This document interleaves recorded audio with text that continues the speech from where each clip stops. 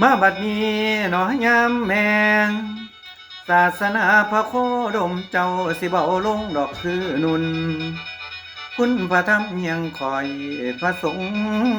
จอยหอดบ่ถือโลกของเฮาสุมือหาทางแต่กินกันได้จัดสรรสมาคม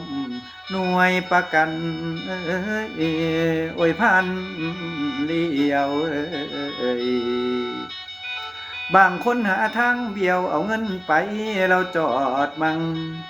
สู้มือนี้ป่ากะแลนี้วังยังอยู่ใส่กระน้ำมนต์โพนยาจนฟูน้ำตามพระธรรมในเว้าตีปัญหามาหลายอย่างพวกคุณสาวคุณนางปล่อยให้ย้ายเท่าผูกคอยว่าเอาจมอยู่เฮือนโลกของเฮานับมือเปื้อนสลาเปลี่ยนนอไปหลายนายก็เป็นพ่อนายอันหาแต่ทางใดภาษีใดก็เก็บเกียงเทียงเอาแต่น้ำไผ่ไล่เอาเบิดทุดานผู้ติงใดตั้งแต่คอยเพิ่นนั้นว่าซุ้มผู้สาวสิได้งอมาขอแต่งชายเป็นผัวบ่เก่งกว่าโบราณสอนป้อนแต่นมให้เขาคันตลอดวันเดือนมือค่อยถือมาโหลดผ้าเปลี่ยนท่านผู้ฟังลำเดือน6เป็นเดือน5เดือนเมษาเป็นเดือน4นี่แก่ของแต่เขาซุ่มหมู่เจ้าค่อยเบิ่งไป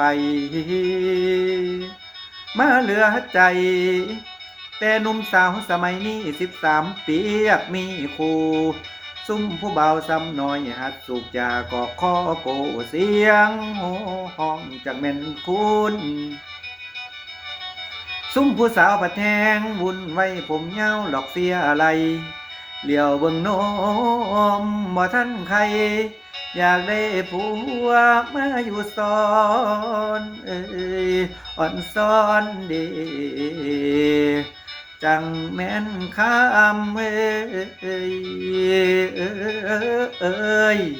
อ่อนซ้อนดีจังแม่นค